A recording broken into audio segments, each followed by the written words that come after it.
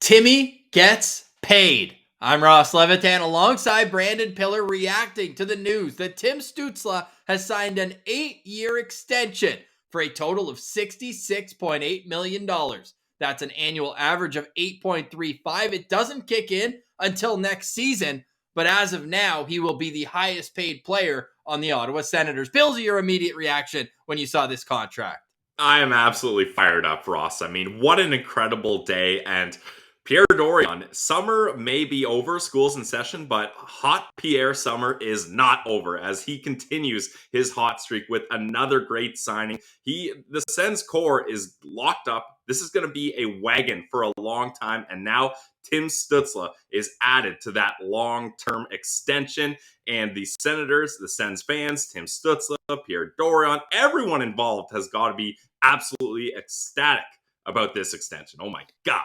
You have to. I mean, there's not really a negative side to it. We will touch on the risk, but the excitement far supersedes it because Tim Stützle is coming off a year where he finished off with 32 points in his last 31 games, almost a point per game player since moving to the center ice position, where you and I were so vocal that he needed to play at center. Yep. I know once he came over, it was almost his decision to start, at least this past season, on wing and kind of learn and ease his way in.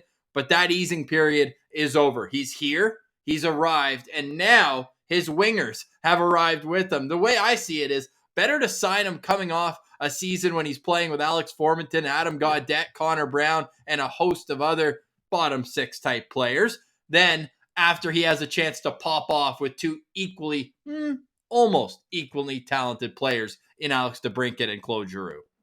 Yeah, and and it just stops that worry that we've had to deal with the last couple big contracts coming up, right? Like Brady. Not anymore.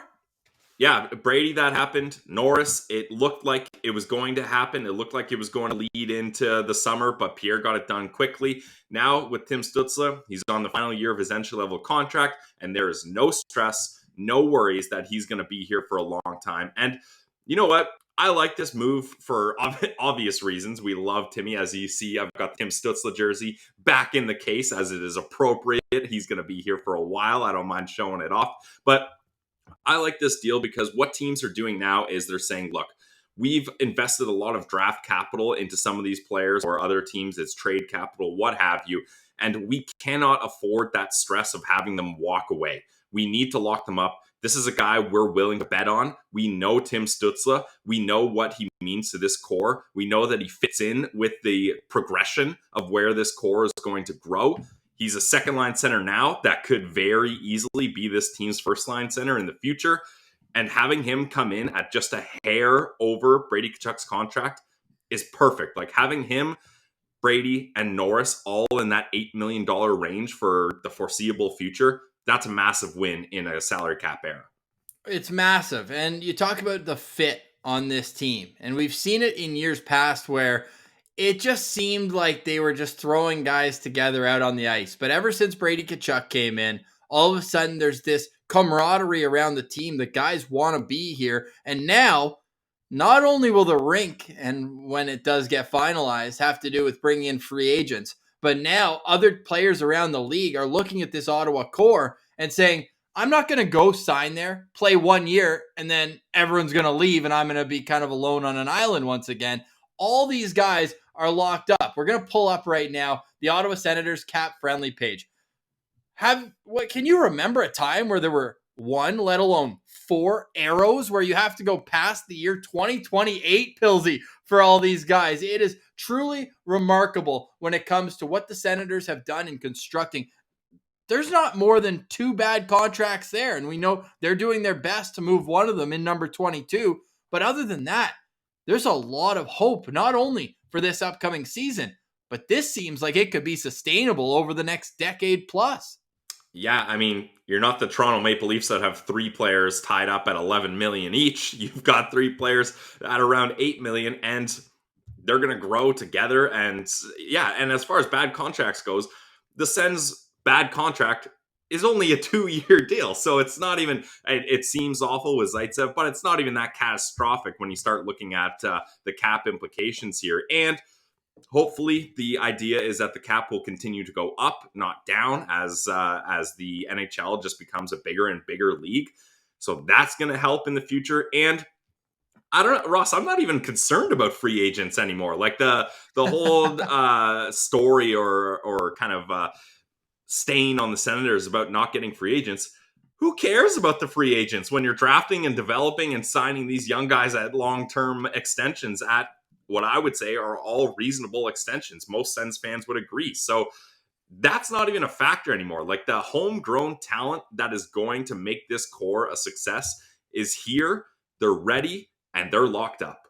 Brady Tkachuk, 6 years left on his contract at 8.2. Josh Norris, 8 years left on his contract at 7.95. Thomas Chabot with 6 years left at $8 million. Drake Batherson has 5 years left at under $5 million. And now Tim Stützle is signed through the 2031 season. Like, that to me is just remarkable. Now let's talk about what that means for Tim Stützle's on-ice performance and the risk that accompanies with. The defensive metrics aren't where you'd want it to be at this stage in his career. What gives you the confidence watching him play that there's not as much risk as, let's say, a hater or a Montreal Canadiens fan would like to throw on this contract? I mean, obviously there's risk. Anytime like you roll a dice on a $66.8 million deal to a 20-year-old, inherently there's going to be risk there because Tim Stutzle has only played in the NHL for 2 seasons. But where I'm not so worried about the risk and the defensive metrics and all that kind of stuff is his offense is only going to get better and better. And I think that's going to erase some of the defensive woes. Like, is anyone talking about Alex DeBrincat's defensive woes? No, he's putting up 40 plus goals a season in his mid-20s. So, like, if Tim Stützle can rack up the points, there's going to be guys that come into this team, and there already are some of them, that their focus is going to be defensively. Whereas Tim Stützle, he's just so dynamic with the puck, with his skating, with his stick handling, with his passing, with his shot, that if there are defensive liabilities, they will be heavily outweighed by his offensive capabilities. And that's what the Senators are betting on. And they're betting on the fact that with Josh Norris locked up and now Tim Stützle locked up, you have your top 2 centers. Like, so many teams, that's so enviable to have your top 2 centers locked up for a long term in their early 20s. It's incredible. It really is. And we're going to see more growth in his development this upcoming season. Where are you hoping to see it most in his game? In improvements? Exactly.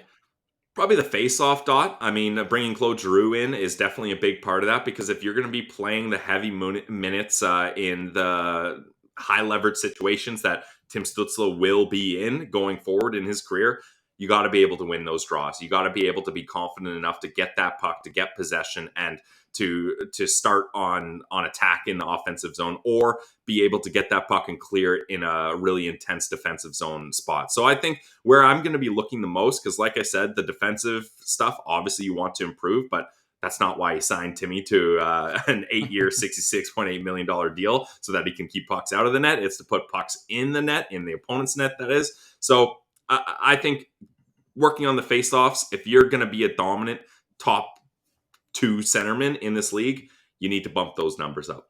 Fair enough. Well, he'll have plenty of time to do that. Tim Stützle turned 20 years old last January, so starting this year as a guy who's fresh off being a teenager. As we like to point out a couple weeks ago, this was a guy who was still eligible for the World Juniors that happened this summer. Like, to me, that just speaks to how he came into the league. I mean, his first NHL goal showed the talent, hitting the puck right out of the heavens, waiting for it to drop on a pillow, and then putting it past Jack Campbell. We've seen the hat trick against Winnipeg, where he finished that off with an empty netter, where he just outskated everyone. He's shown so many flashes of superstarism that I'm just not worried. There's the highlight reel goals. We were going to ask him, about the one against Columbus, almost picture perfect, the same as the one against St. Louis, where he pulls it way outside of Ville Husso. The way he can manipulate his hands while he's skating and his edge work is just so elite.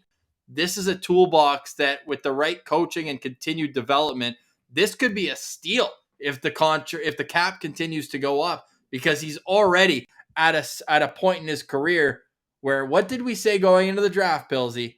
He's the type of player that makes fans buy tickets, not only in Ottawa where tickets are flying off the shelves right now, Yeah. but all around the league. When the Senators come to town, hey, you want to go see the Panthers game tonight? Tim Stutzle's in town.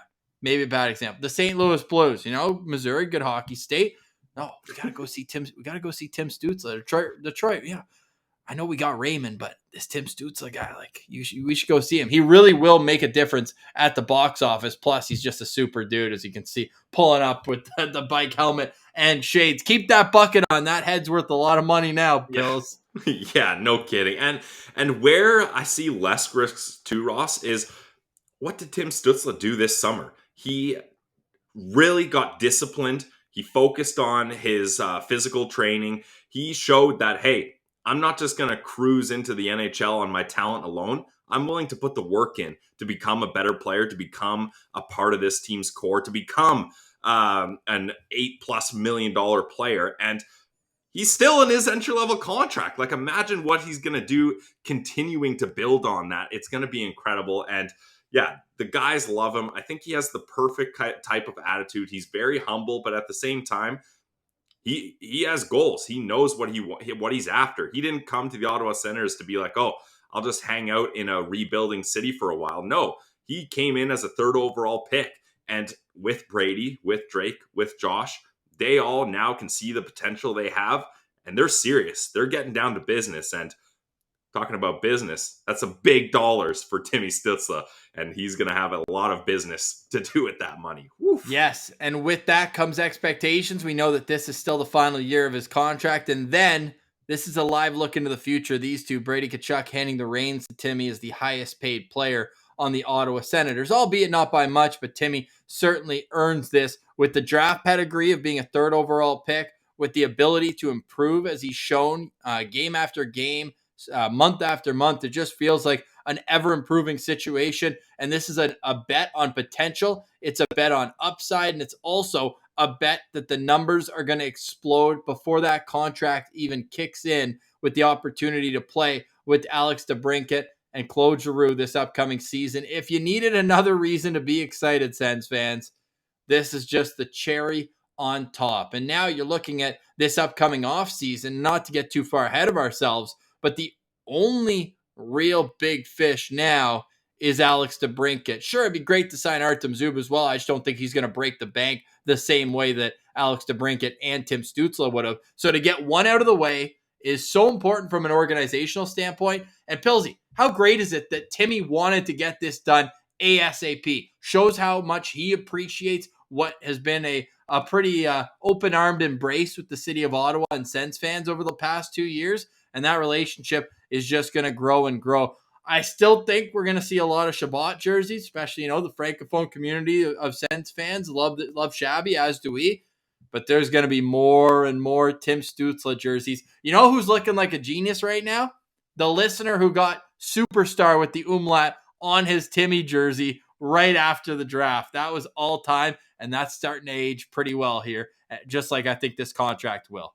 Yeah, and the thing to point out with him signing now as opposed to at the end of this year, it almost gives me the kind of indication that the Ottawa Senators are really trying to take a look, like the core guys, Brady, Timmy, Thomas Chabot, all those guys are taking a look at the potential and being like, look, if all of us kind of agree that we know where we're heading and none of us become selfish and just try to get top dollar, like you mentioned, Timmy now having an opportunity to play with DeBrincat and Giroux, he's going to have a massive season. And if he waited, I'm sure he probably could have demanded a bigger contract. But I think that's them getting together and being like, look, if we can get, I don't think Timmy's crying over the contract or potential lost money that he may have left on the table for signing a year early. He's doing just fine.